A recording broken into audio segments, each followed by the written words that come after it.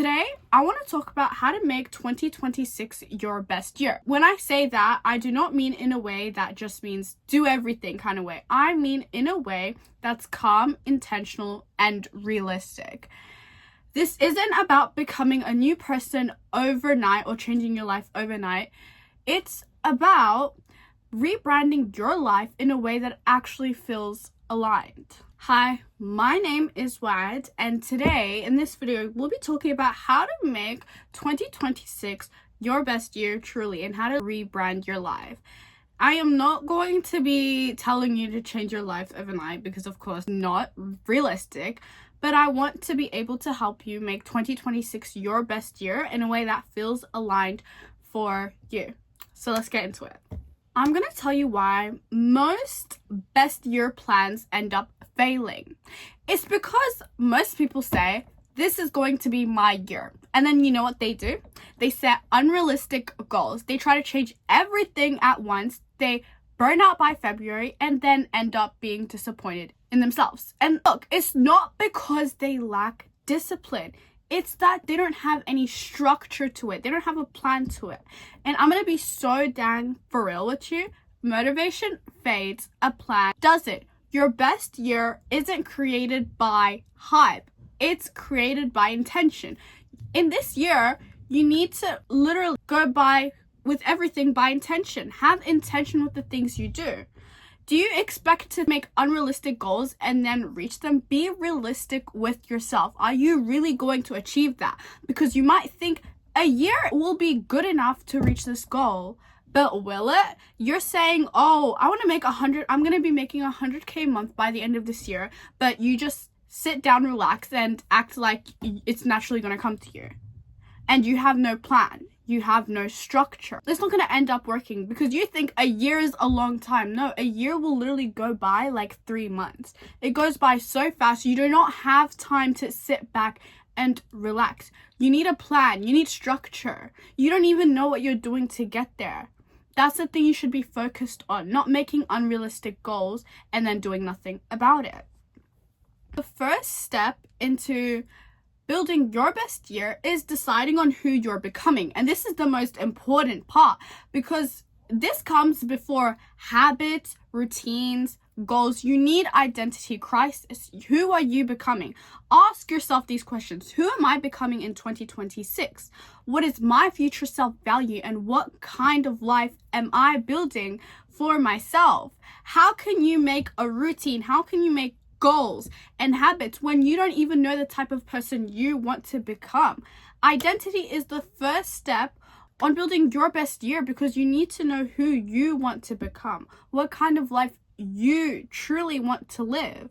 And so when you're clear on your identity, decisions become easier to make, habits feel natural, and consistency doesn't feel forced.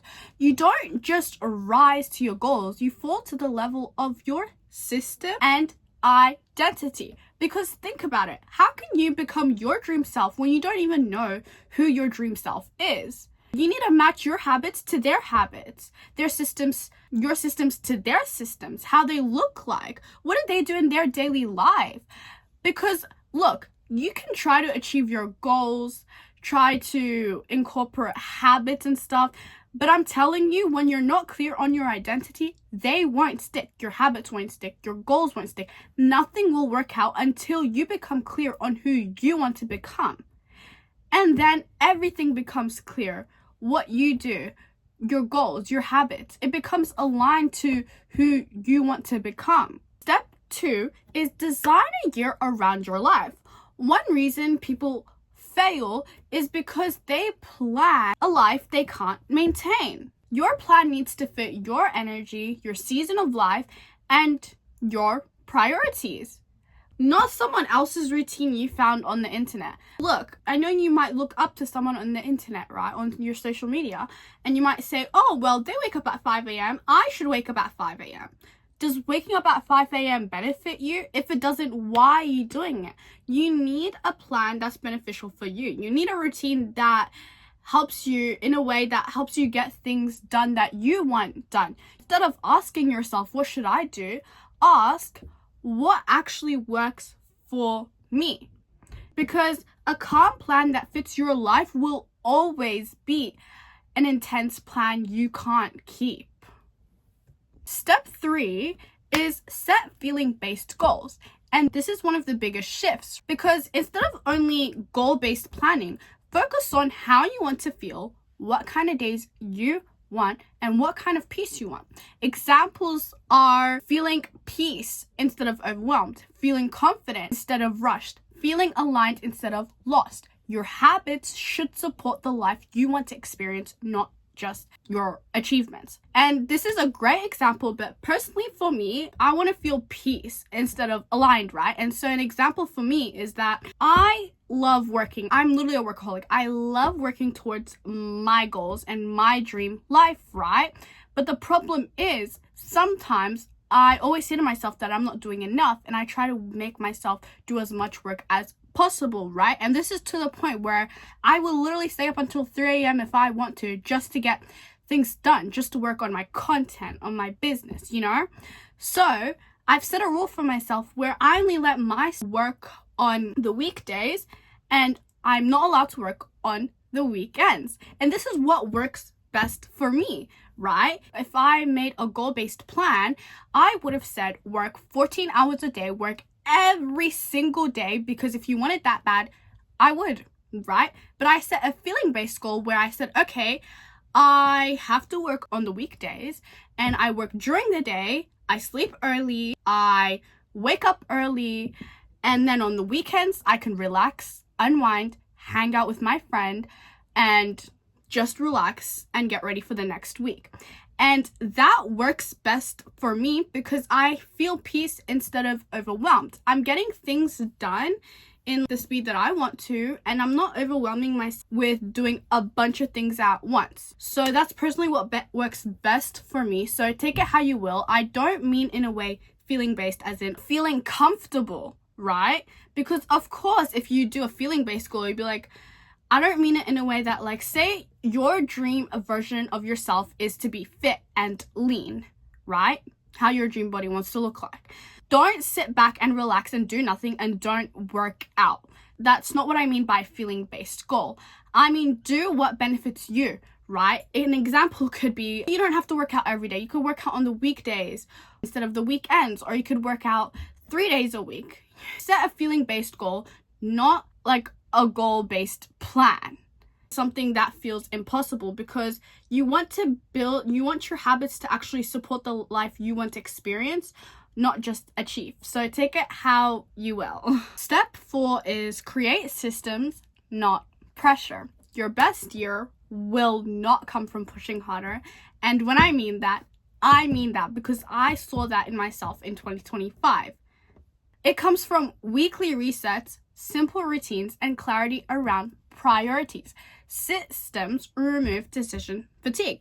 When things are planned, you stop self-sabotaging, you stop overthinking, and you stop relying on motivation. This way, growth becomes sustainable.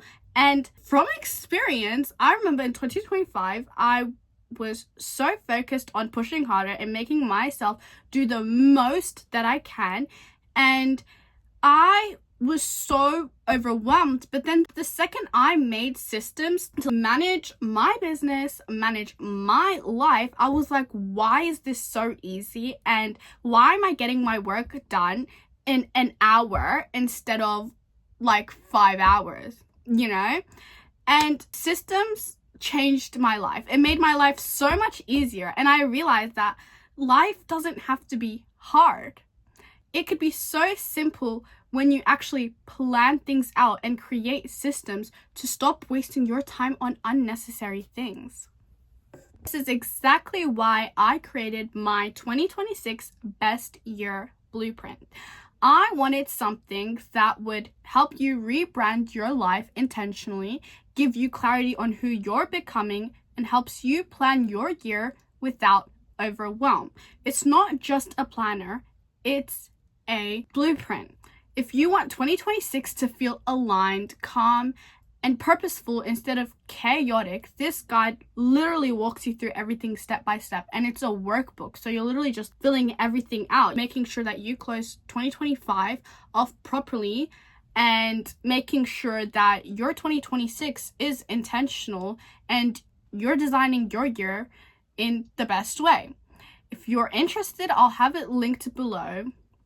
Look, you don't need to become someone else to have a better year.